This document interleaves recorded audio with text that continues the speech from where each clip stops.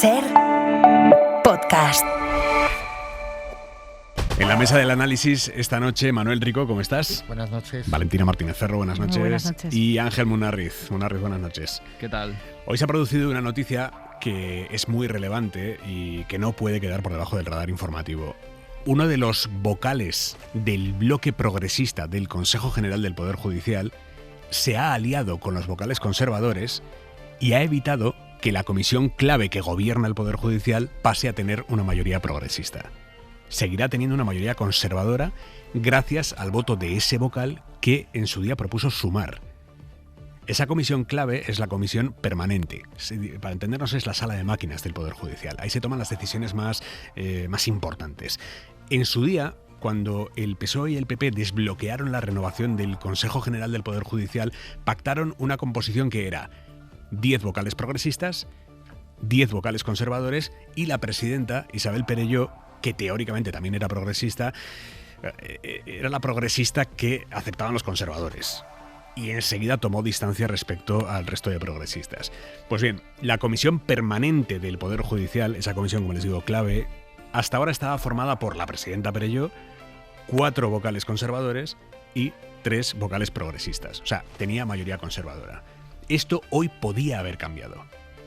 Los progresistas iban con una propuesta en la que, además de la presidenta, los progresistas pasaban a tener 4 representantes y los conservadores se quedaban con 3, que es el equilibrio de poder que se había pactado al inicio del mandato, que era ir rotando y que cada año la mayoría la tuviera una de las familias. Esa propuesta, que iba a generar una mayoría progresista en la comisión clave, esa propuesta podía haber salido adelante hoy si todos los vocales progresistas y la presidenta Perelló la hubiesen apoyado. Pero tanto la presidenta Perelló como uno de los vocales propuestos en su día por Sumar han terminado haciendo que esa propuesta progresista naufrague y han votado con el bloque conservador. Ese vocal propuesto en su día por Sumar, Carlos Hugo Preciado, dice que es que el resto de los progresistas son cercanos al Ministerio de Justicia y que él no. Dicho dice que entre los progresistas hay 2 grupos, los próximos al Ministerio de Justicia y lo que él llama las opciones progresistas independientes. Claro, lo que pasa es que solo él forma parte de ese supuesto grupo de las opciones progresistas independientes. Está bien esto de los independientes, ¿eh? Independiente que en la práctica hoy votación clave y termina sumando su voto al de los conservadores. Independiente. Total, que la comisión permanente, que como digo es esa que toma las decisiones más delicadas en el Poder Judicial, va a seguir en manos de la derecha. Eso sí, quien sigue teniendo un asiento en esa comisión es el vocal propuesto por Sumar, que ha roto con el resto de progresistas y los ha dejado en minoría. Él sí que sigue en esa comisión. Por lo tanto, en resumen, hoy ya sí, el sector progresista del Consejo General del Poder Judicial queda laminado por las distintas dinámicas de 2 de los vocales que fueron elegidos como progresistas. Pero oye, eso sí, en el sector conservador, ese sí que es una piedra. Esos sí que operan como un solo hombre. En la derecha no hay fisuras. Inés Herreros, buenas noches. Buenas noches. Usted es una de las vocales progresistas del Consejo. De hecho, es la otra vocal que propuso Sumar en su día. Sí. ¿Cómo se explica lo que ha pasado? Bueno, yo creo que esto trae... esto viene de atrás. Esto viene de atrás de una serie de movimientos que nosotros ya estábamos viendo, algunas votaciones que se habían realizado por este vocal con el bloque de la derecha y sobre todo por la buena relación que tenía. De hecho, cuando estábamos negociando esto ya lleva tiempo avisándonos tanto el bloque de la derecha como el propio vocal que tenían ya la mayoría pactada. Por lo tanto, hemos estado haciendo, hemos intentado consensuar, pero bueno, era ya una negociación que estaba abocada al fracaso. De todos modos, nosotros hemos seguido. O sea, quiero decirte que no hemos perdido hasta el último momento, hasta esta mañana, no hemos perdido la ilusión de que así sea, sobre todo por una cosa, se habrán dado cuenta que este año el Consejo General del Poder Judicial ha dado pocas noticias. Les hemos dado poco trabajo, las cosas como son. Porque estábamos trabajando muy bien, estábamos trabajando desde el consenso. Y pues en un periodo de 6 meses hemos hecho casi 159 nombramientos, por ejemplo. Hemos empezado a trabajar con reglamentos. Hemos dado vida a un consejo que estaba paralizado y hemos trabajado muy a fondo. Y hemos trabajado siempre desde el consenso, desde la cogobernanza. Y esa era la máxima que se había impuesto, que además era la que también era muy partícipe de ella, impulsora de ella también, la presidenta, y entonces funcionábamos desde esa forma. De hecho, incluso nosotros decíamos muchas veces que formábamos parte de una de las instituciones de este país que no se había polarizado, que funcionábamos además con unas relaciones personales entre los vocales magníficas y con un trabajo en comisiones estupendo. La sorpresa es cuando ya antes de verano empiezan a decirnos que hay que cambiar las comisiones, y cosa que nosotros desde el Grupo Progresista no entendíamos, y tampoco muchos vocales conservadores, como también la gente que trabaja en la casa, los letrados de la casa, no entendían muy bien. Porque claro, eso lo pueden entender perfectamente la gente que nos oye. En un año no da tiempo a hacer, que decirte, en un año estás empezando a enterarte, y sobre todo además cuando teníamos tanto trabajo atrasado que hemos ido sacando. Y el problema ha sido pues cómo se ha ido labrando esta forma de organizar las nuevas comisiones, que además teníamos un pacto inicial con cierto, primero, equilibrio entre los propios vocales para que no estuviésemos relegados de vocalías y todos tuviésemos trabajo, y luego además hacíamos pues si una comisión tenía presidencia conservadora, pues tenía mayoría progresista. No. Y que no realmente lo que importa es la mayoría, no tanto la presidencia. No, claro, la presidencia es como para... Claro.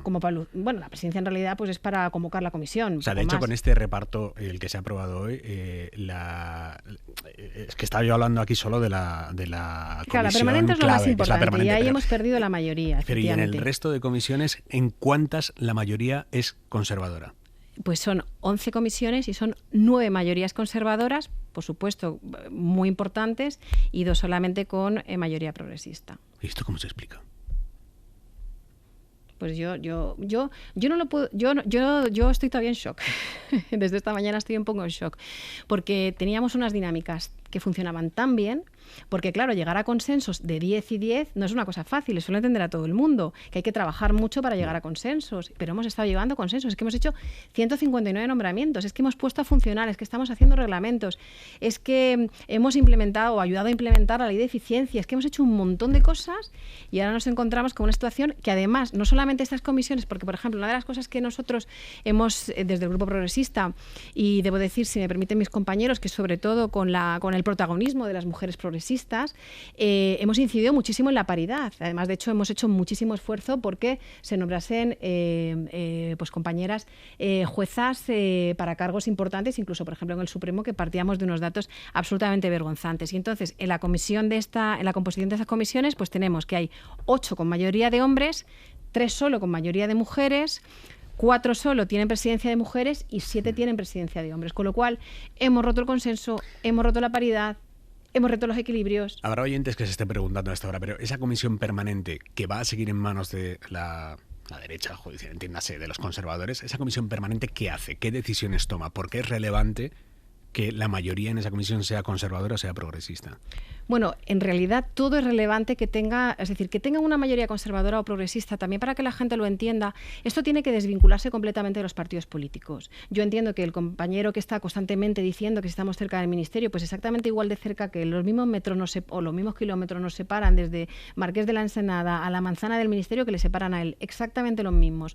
O los mismos que le separan, bueno, poco nos separan de Génova. La verdad que estamos mucho más cerca de Génova que del Ministerio de Justicia.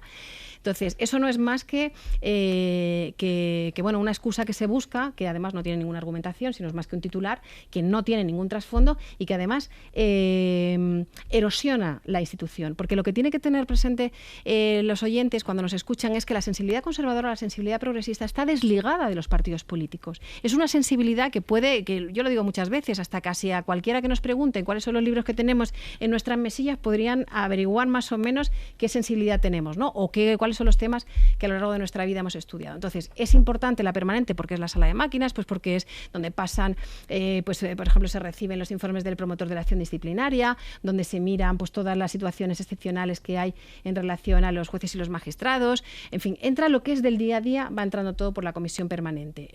Es verdad que esta comisión permanente no tiene tanta importancia como la tenía con anterioridad, que el consejo anterior solo se movía por la permanente. No. Pero es que estamos desbancados de la permanente y estamos desbancados del resto de las comisiones. No. ¿Es verdad que han estado a punto de dejarla usted fuera de todas las comisiones? Sí, bueno, me han dejado fuera de todas, sí.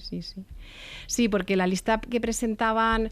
el acuerdo de este otro vocal que se presentó con Sumar con los conservadores, ¿le dejaba usted fuera? Sí, exactamente. Me dejaron fuera, lo que pasa que, bueno, en el pleno anunciamos que íbamos a iniciar... Es que eso era ilegal, ¿no? Claro, bueno, que nos reservábamos la posibilidad de ejercitar acciones y al final pues me han metido en una comisión. Está bien, generosos. ¿Qué papel está jugando la presidenta del Consejo, Isabel Perello, en este juego de mayorías? Bueno, pues yo creo que teóricamente era progresista, ¿no? Pues yo creo que desde el primer momento apostó mucho por el consenso, creo que ha sido su gran fortaleza. Eso ha hecho que tengamos unas relaciones personales entre las vocalías y el funcionamiento de las comisiones, la verdad que extraordinario. Y en este momento, pues yo no entiendo, ella tenía mucho interés en que se cambiasen las comisiones. En su criterio, las comisiones es necesario cambiarlas todos los años. En ningún consejo con anterioridad se han cambiado, salvo la permanente, porque se obliga a que exista una rotación donde participemos todos los miembros del Consejo. Pero más allá de eso, decirte que las comisiones se revisan cada año para ver si funcionan bien y que continúen igual, salvo el caso de la permanente. Entonces, haber abierto este melón entendíamos que tensionaba mucho y al final lo que hemos visto es, bueno, pues lo que ha hecho es, probablemente a lo mejor había ánimo de relegarnos a todos. Bueno, que a lo mejor no, ya tengo que empezar a tomar conciencia que estamos en un nuevo año, en un nuevo Consejo donde bueno, pues se nos impone una mayoría conservadora y de verdad que trabajábamos muy bien porque también la gente tiene que entender que desde la sensibilidad conservadora y progresista se puede trabajar muy bien buscando mejores políticas de servicio público, mejores condiciones para la ciudadanía, porque en la mayor parte de las cosas o en muchas estamos de acuerdo. Es curioso esto, porque cuando al final los nombramientos pasan por el poder legislativo, cuando el legislativo está en manos de la derecha política, la mayoría en el Consejo General del Poder Judicial está en manos de los conservadores. Y cuando en el legislativo hay una mayoría pseudoprogresista, llamémoslo como haya, al final también el Consejo General del Poder Judicial termina controlado por los conservadores. Es un win-win esto para... Bueno, pero en este caso yo creo que no podemos relacionarlo con el sistema de elección de las vocalías, porque en este caso el acuerdo al que se llegó era un acuerdo de 10-10. Todos sabíamos que entrábamos... Sí. La cosa está que aquí hay un vocal del lado progresista que está empezando a pactar con los conservadores. Sí, junto con la presidenta. Uh-huh. Isabel Herreros, vocal Inés, perdona, vocal del Consejo General de Poder Judicial. Muchísimas gracias, señora Herreros. Muchas gracias a ustedes. Adiós. Para no perderte ningún episodio, síguenos en la aplicación o la web de la SER, Podium Podcast o tu plataforma de audio favorita.